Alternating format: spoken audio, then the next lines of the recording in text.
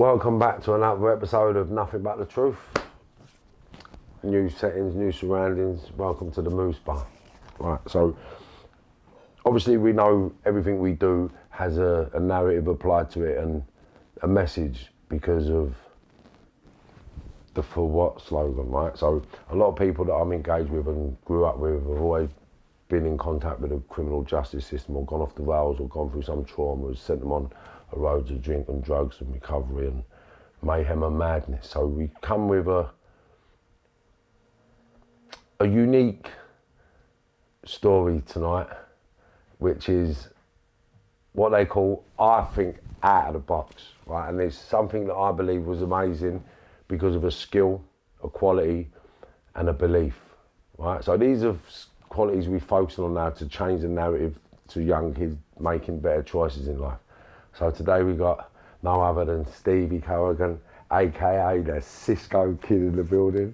Hi Marvin, you okay, mate? Yeah, absolute pleasure to meet you. Thank you. And it's an amazing story, not because of what you done, but the relationships you built. Yeah. Right? Like, yeah. I don't think people thought why, like, people couldn't understand why I have you on. Right? But it's not because I'm a great believer in relationships, right? Because I never had a relationship with people when I was growing up, right? I'd say the first proper relationship I ever had instantly was Spain with Daniel Kinahan. That was my first ever relationship because that was the only man that never wanted anything at all from me, right? So that pushed me in a direction spiritually, changing things in my world and my life, because my life was built on a belief, my friends, and what I could do for my friends and what I'd done for my friends. It led me down a road of destruction, mayhem, mad trauma, you know. And the transition came when I realised I never had no friends, because everyone I looked at prior to this relationship, there was always a benefit. Now, I have some good friends because we developed relationships in time, but initially the relationship was spawned on a benefit, right? And then we grew relationships, getting to know each other, falling in and out of relationships with people that you've been, being from Ireland, you know the conflict barriers that there's always about, and there's always detrimental deaths and losses, prisons and trauma. So we try to send a positive message of been there, seen it, done it, but look what we've done and look where we are. Now, I'm a prime example from a criminal, violent aspect, but you are undoubtedly a relationship building sort of conduit. Do you understand? So because I never had relationships, I've started to build relationships now. So I don't want to benefit from anybody. I want to give people something so they can benefit. And this is the difference in my outcome now. So your story is one that I see and I wanted because I see the relationships you built, and I heard it. Harry Redknapp told me you are an absolute blinder and you are his friend. That's what he said to me. He said, no, he's my friend. He was brilliant. He was. I have to laugh. I mean, he had some front, didn't he? Do you still speak to him? Yeah, he still makes me laugh. Right, yeah, see, that's good what lad. I love about you, Alex. Why I wanted to ask that question, right? Because he said to me he still speaks to you, and I didn't believe him. Oh, right? no, I don't. I think it's funny. No, he was an absolute blinding move, right? Blinding move. What a boy. Yeah. He's funny, but he's all right, yeah. Yeah, I was Good as Cisco. gold. He was. Cisco Kid. The Cisco Kid, an amazing guy. Yeah. So what I'd like you to do, yeah, I'd like you to tell my viewers and myself, like, how it all started, where it began, and how it all happened. And try not to miss out anything too exciting, because this is nothing but the truth. Well, first of all, I'd tell you, got into the horse racing as a kid, grew up, moved from Ireland over to England, was down in Newmarket as a jockey, rode about 30 races. I wasn't a great jockey. I was better riding two-legged ones than four-legged ones. So did you actually move to Newmarket? Yeah. And then learn how to jockey there? No, I did it in the racing school in Ireland. Went to the racing school in Dublin. How long did you do that for? 9 months. 9 months? Yes, 9 months of pure hard work without seeing your family. You weren't allowed to go home on the weekends. You were 9 months away from your family at 15 years of age. Did you enjoy it? Loved every bit of it. So you got an insurmountable work ethic. Yeah, just You like love got, work. got on it, mate. Always loved work, mate. Always sold newspapers as a kid. Watched car windows on the street. Didn't care less. Was always like doing something as a kid. So like 9 months away, it was like a breeze. Loved every bit of it. Done the whole 9 months there. Went to a trainer in Ireland called Jim Bulger, who's like one of the biggest trainers in the world at the minute. He signed me for 2 years there. Had to stay with him for 2 years. Same with him, he didn't let anybody go home for the first 6 months they were there. So left Jim Bulger's, came to England, went to Newmarket, with a trainer down there called Jeff Pearce, who looked after me like I was like his kid. Gave me a chance, put me on horses and races.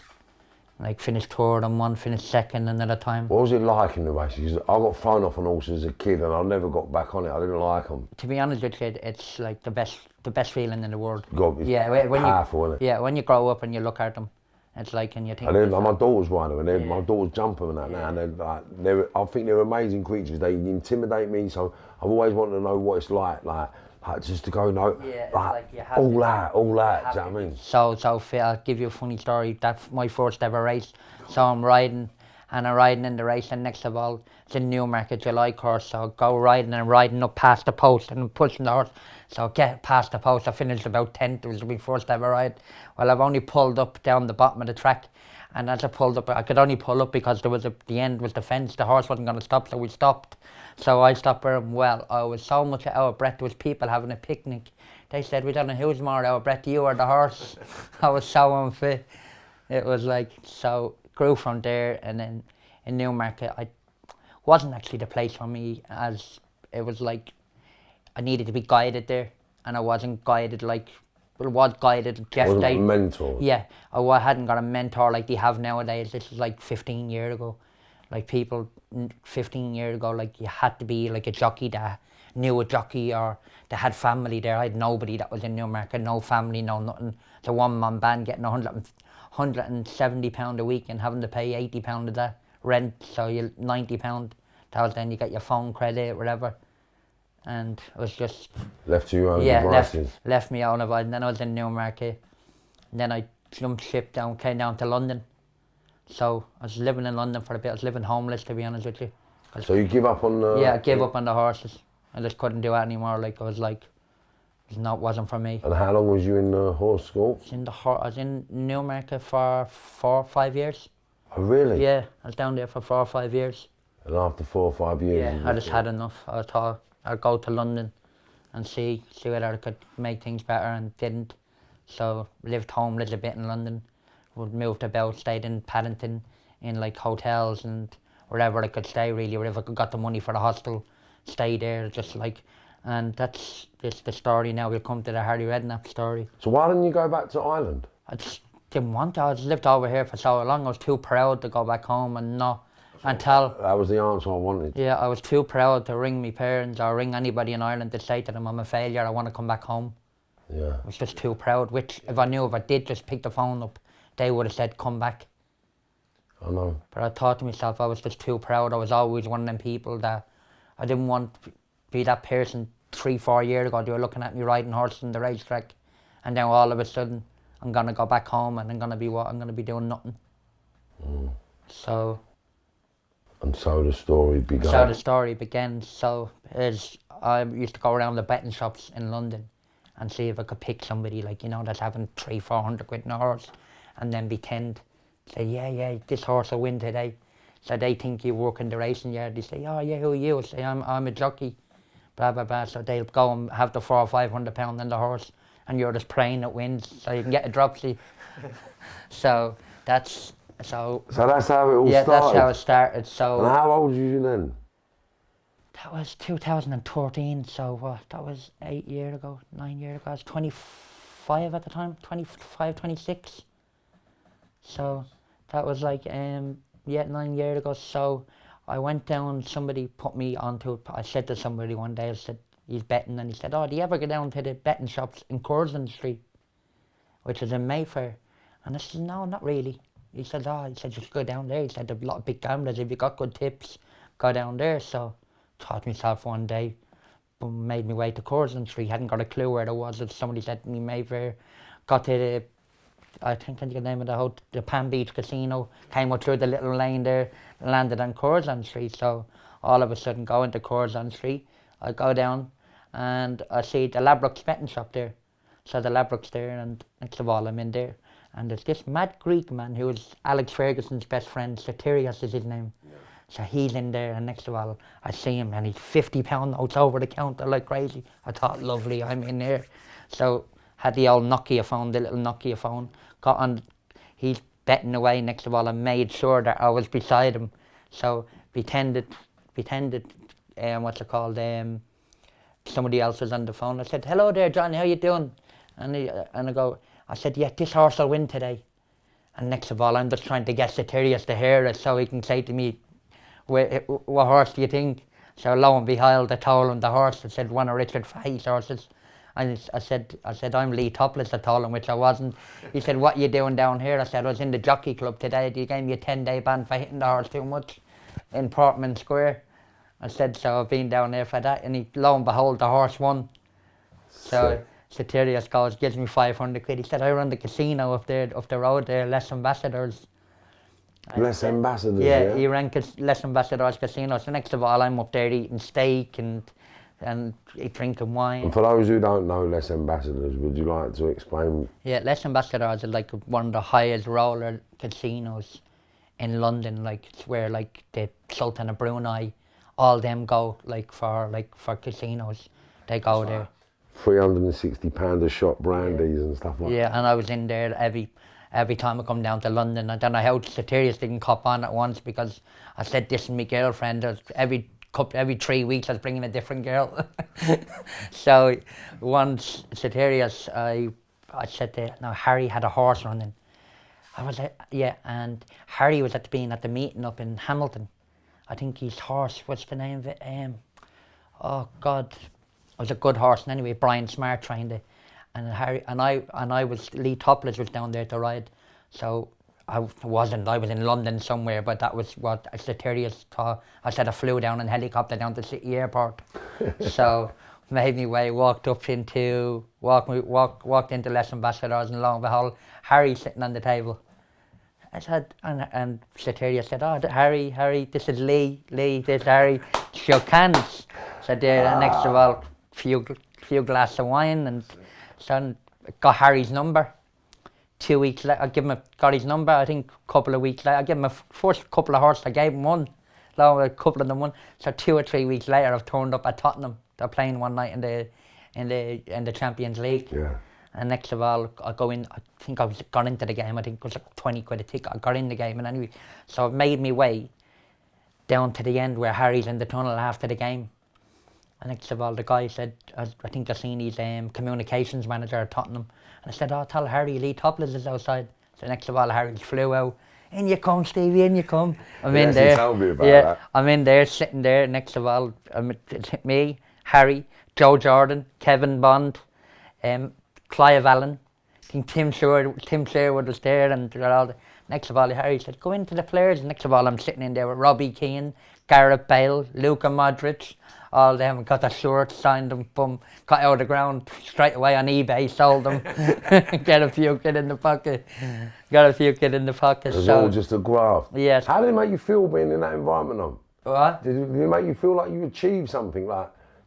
Doing it to like. Or was it just the buzz or just the money? You know something, I keep her up for as long as I did, like it was like, I had it to a T because Lee Topless wasn't famous at the time, so I checked on a computer, Google, Lee Topless. Yeah. So he didn't win any big races at the time, but he was riding good winners at that time. But so his picture wasn't on Google, so nobody could ever Google and see what he looked like. And I knew Harry wouldn't have seen him because Harry would hardly ever went up north up racing. So it was like a myth to like, but it was when like the iPhones and all that started coming out. Harry didn't have an iPhone; he had the old gold Nokia. So I was grand. The only thing you could do in them is play. Snake. Yeah, Snake. Yeah. Texas, wasn't it? You can't go Google Lee Topless. So they were all old school. Harry, Kevin Bond, they were all old school. None of them had the iPhone at the time. And when we were talking about relationships, right? Now he's told you a story But it never stopped there, did it? No, it never stopped. It never stopped there. No. It just went on. It was quite. And on. Yeah. Even till today. Yeah, Like, you're quite still, good because it was, the time Harry will tell you about. So another time there's a football match. Russia were playing Brazil in Stamford Bridge. So I've turned up and I haven't got a ticket. So and I rang Harry. He said, "Oh, Harry, you got a ticket from me." Harry was in the game. He had a box right next to Roman Abramovich in Chelsea's ground. So Roman Abramovich is sitting there. I'm sitting here. Harry.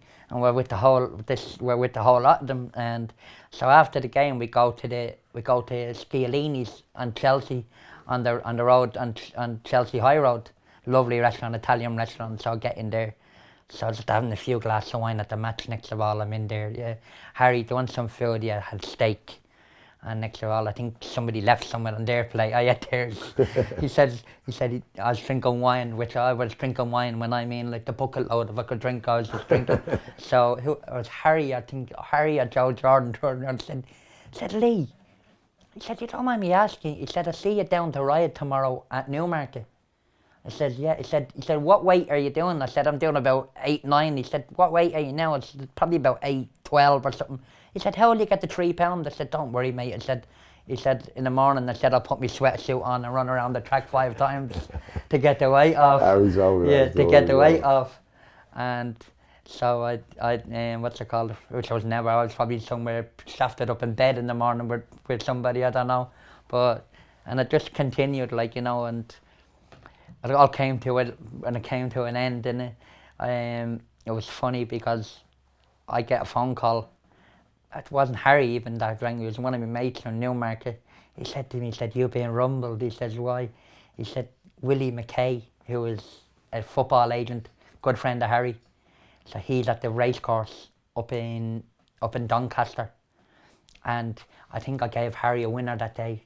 This day I gave Harry a winner, and Harry gave it to Willie McKay. So Willie McKay says to the real Lee Topless, "Hey, Lee, come here." He said, "There's a grand." Lee Topless went, "What?" He said, "There's a grand." He said, "Come up to me box afterwards." He said, "What's that for?" He said, "Thanks for that winner today. You gave Harry Redknapp the winner." And the jockey looked at him. He said, "Harry Redknapp?" He said, "I never spoke to Harry Redknapp in my life." The real jockey. Come out, yeah, the real jockey. So when I come out and it was like Harry never even rang me like or nothing, like never said anything, like he just took it as a laugh. And then it was when his book came out, it was first put in the Daily Mail, because he done his book with the Daily Mail, and like it was like everybody read the book. They said the funniest part of the whole book is that 3 pages with me. He said the people just bought it. He said people in the horse racing world, he said it was bestseller in like all the horse racing towns. Everybody just wanted to buy the book just to read that story.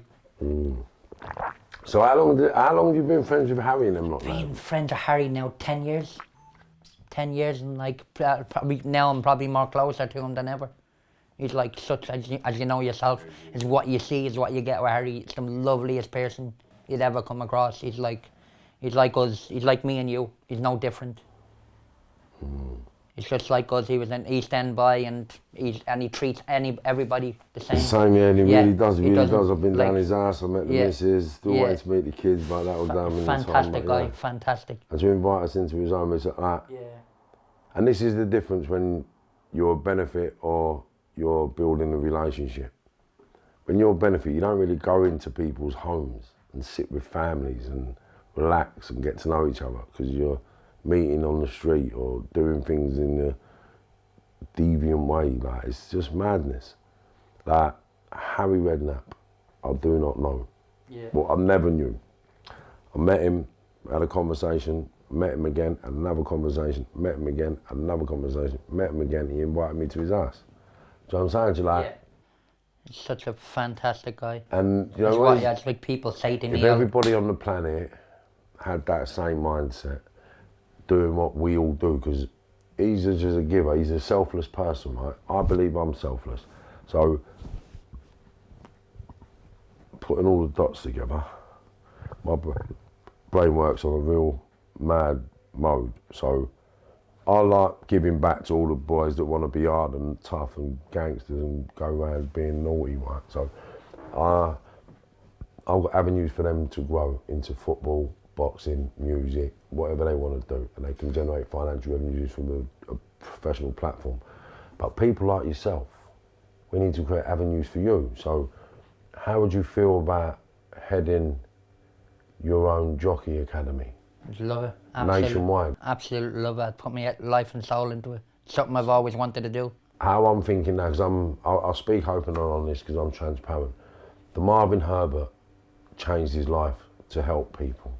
So I want to go all around the world giving disadvantaged and neglected, abandoned children the opportunity and the platform and the exit from a life of despair, right? So I know loads of my mates was into the horses, loads of them was in it. So get a jockey club going, so it'll be the Marvin Herbert Limited's global name in partnership with the Stephen Corrigans, and we have a horse academy, because I'm going to have loads of services coming off.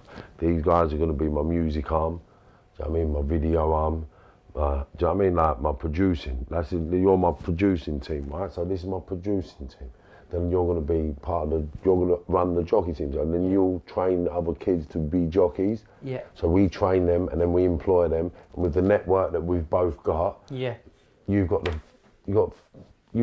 biggest network on the world. Yeah. Like, and they've all got their own stables, they've all got their own horses, and if they've got someone that's good, they'll employ them. Yeah, of course. If someone can play their part, there's no way we can't give them a job. So if we got a kid, right, that's the shit hot jockey, and he's mustard, I'm pretty sure someone in Harry's little circle will employ these people. Of course, You know what I mean? And I can say that with confidence, because if it's the right product for the job and the right person for the job and the right principle for the job, then the job's the job and it'll be done. Do you know what I mean? So, yeah, I'm really going to focus on developing that. Yeah, and there's not like a big market out there like for it.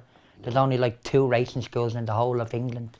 One's in Doncaster, one's in Newmarket. What about having one in London, the biggest city? And they're getting, and also they've got the mentoring now, I was going to say, because they're missing something that we can apply as well with the mentoring, but we'll have a different mentoring, do you know what I mean? And the kids we're getting are going to be hungry. Exactly. Do you know what I mean? They're not going to be the like normal jockey kids that are privileged. That being brought up and had all that, like... You know, you was involved in it, right? I'd never seen a horse until I was 14 years of age. So we'll just venture back into Newmarket, if you don't mind, right? Because I noticed you swerved Newmarket pretty rapidly, so something traumatic must have happened there, and there must have been a period of time that... kick in the head off a horse. I got a really bad kick in the head off the horse and ended up with bleed on the brain, ended up in the life support machine. And from that, I was never the same. To this day, I still have, 2 years ago, 2018, because of that kick in the head, I had a stroke. Wow. Down my left side. And I still can have, to this day, I can still collapse. I have bleeds on the brain, blood clots, all from that.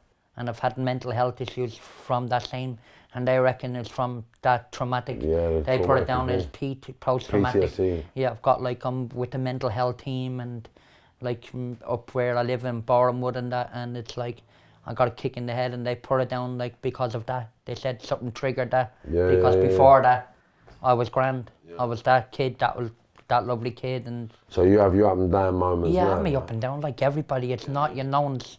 Listen, I've been a good boy in life, I've been a bad boy in life, been in prison, been in Pentonville prison and that, and like, you know, it's like, but I'm on a good road now at the minute. Things are okay at the minute. Well, you got my number anyway, ain't you? Yeah. And I'm when I'm in London, I'm local. We're only round the corner. Yeah, I'm only like 10 minutes away up the road. You can always ring me if you need a bit of help. You need a bit of support, need a bit of advice. But I've got a fantastic support, like with the mental health team and that up in Borehamwood. They're brilliant. Yeah. And like they're always there and that. So how are you getting on in life now? What's a lot better, hell of a lot better than what like now I've got a family that took me in. That's it. Sean and Therese, it's the name. They live up in Borehamwood. They took me in 6-7 years ago. Took me in for 3 days, and I'm still there now. Well done. and they're not going to get rid of me for another 50 years.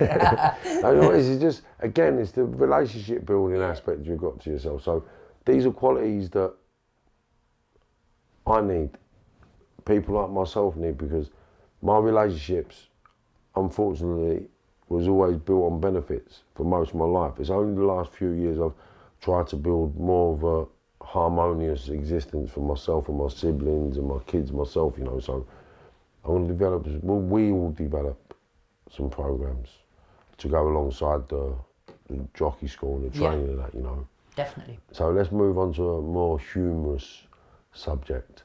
So what would you say was the funniest sort of stroke you pulled? Because you pulled a few strokes. I've pulled quite a few here. I'll tell you the funniest. So I'm in Liverpool. I'm in Liverpool one weekend. Let me just pause you there for a minute, right? Now, what I'm going to elaborate, you just heard it from the horse's mouth. This mindset, this focus, this determination, right? From someone who's got brain damage, who kicked in the head, got a bleed on the brain, PTSD, and he's recovering. Now, this is what's happened. Now, these stories you're hearing is how this man's brain is functioning. Even with the brain damage, yeah, it's still it's at a phenomenal level. So I'd tell you, be proud of yourself, Steve. Do you know what I mean? Because the game you've played without killing anybody, without hurting anybody, yeah. do you know what I mean? Yeah. Do you know what I mean? All right, you've done a little bit of bird, but you ain't done no harm. You've done that much harm that the people that you manipulated for years call you one of your best friends. Yeah, it's fantastic. And this is, they've told me, the reason why he's sitting here is because the people that he's pulled strokes on, not just one, two or three of them have told me personally, he's my pal. No, he's proper. Wait till you meet him, he's a blinder. Wait till you meet him, Bob, he's blind. So I know, do you know what I'm saying? And that's not because of anything but your relationship building concept. Yeah. So that's an attribute I need, it's an attribute my organisation needs, and I'd love to have you on board to develop some bits and pieces moving forward. And I definitely want to develop the jockey school. So you've heard it here first, coming soon. So soon in the business world is 18 months, right? So within 18 months, I reckon we'll have some sort of jockey club. Right? It might not be the biggest on the planet, but it'll be something that me and Steve will be happy with. Yeah. Yeah? Yeah, definitely. And you know, I work towards that as well. I'm really going to work towards that. If you're up for it. Yeah, I'm 1,000,000%, mate. Something I always dreamed of, running my own like little. Oh, really? Yeah, something I've always dreamed of, mate. Wow. Always, ever since the kid, like just of like being one of them, mate. Just to have my own like horses and like to get kids, like teaching them. Boom! So you've seen it live, right? The strategic star alignment, right? The strategic star alignment, because it ain't just about the stories on Nothing But the Truth, it's about the reality. So, watch this space, yeah? Watch this space. Stephen Corrigan, absolute pleasure to have you on, my brother. Mate. And you know what? We're going to be on again. We're going to be talking about our progress. Definitely. And you know what? I'm looking forward to the future. Yeah, I really am. Definitely, yeah, definitely. I really am. Yeah. What was the most elaborate scam? But the ones with Charlie Adam and Glenn Johnson in Liverpool, in the hotel. So that day was Aintree Grand National Day, and it was the same day Liverpool played Everton in the semi-final of the FA Cup. Yeah. So I've ended up telling the fella in the hotel, listen, my name is Richie McLernan. I just finished second, beating a short head in the Grand National. I said, I can't go through the front door because all the cameras will be there. And then the jockeys are not allowed to drink, so they whisked me through the hotel into the kitchen. So there they whisked me into the kitchen, into the VIP room. I'd got a penny in my pocket. Do you want champagne? Yeah, go on. They brought me over a bottle of champagne.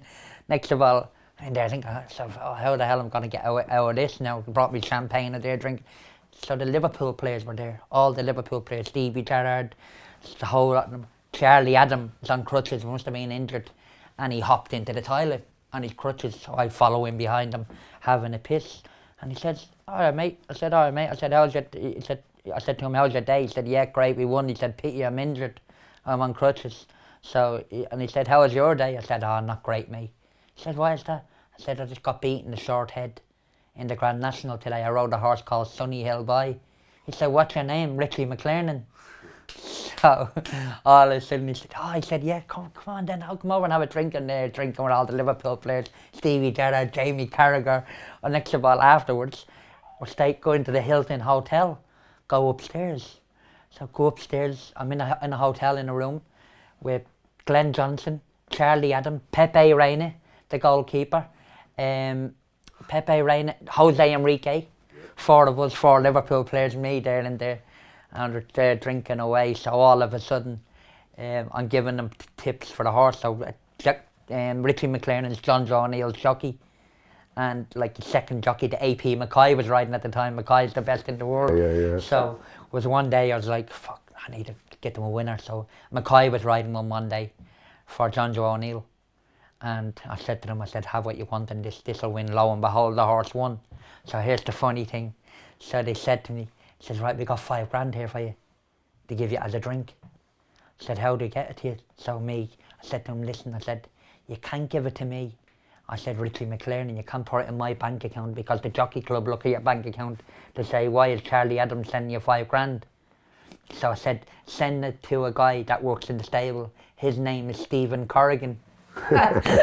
Look. So he sent the $5,000 to Stephen Corrigan, which was me. So he texted me, he said, did you get that money? I sent it to that name, Stephen Corrigan. I said, yeah, Corrigan. So I gave them another like 1 or 2 horses, and then the whole Harry thing came out, and they knew, like, they seen the picture in the paper, and they all blew up. But they never, like, even to them to this day, I spoke to Charlie Adam ever since, and he just said, mate, he said, I just take my hat off to you, applaud what you did, mate. He said, as you said earlier on, you said earlier on, he said, you didn't hurt anybody. He said they all just took it like as a complete and utter laugh. They just laughed about it. They said they couldn't nothing else to do but laugh. And that's the thing, there's no harm done, mate. No, Do you know what I mean? They just laughed and laughed about it. What's the worst one you ever done? Oh God. Was it only horses you ever done? Yeah, only horses, so nothing's ever So like... you always pretended to be a jockey? Yeah, jockey, yeah. So there was nothing like ever worse, like, you know, that I can think, like, you know, that like... That's all good. I just wanted my brains to ask. I'm just saying, I'm just thinking to myself, there was nothing like ever like worse, like where... So all you really done was build just fantastic relations and manipulate people for a little bit of money? Yeah, for a bit of money and that, like, you know, for tips and that. Yeah. And that just to survive? Yeah, just to survive, and that's how I've got through life. I've got through, like, left Ireland when I was 17, and now I'm like over here, like, 19 years now. And life has come good last couple of years. See it, believe it, achieve it. See it, believe it, achieve it. Who's the most famous person you've met? Most famous person? Probably Muhammad Ali. Oh, really? Yeah, when I was a kid working as a kitchen porter in Croke Park in Dublin. Got in a picture with him. Me and him like that. Wow. Have you still got that picture? I think I might have it here on my phone. If you got that, send it over to me. So another episode from Marvin Herbert's Nothing But the Truth. And another amazing story and an even better outcome to come. So coming soon. Stay tuned, stay focused, stay positive. Lots of love, and always remember, you're risking your liberty for a price you can't put your finger on. If you're prepared to stab, shoot and kill and go to prison, ask yourself, for what? Yeah? Ask yourself, are you really sensible? Right? You heard it here first, Marvin Herbert. Turn your life around. Nothing but the truth. Stay safe, stay focused, stay positive. Stay tuned. See you soon.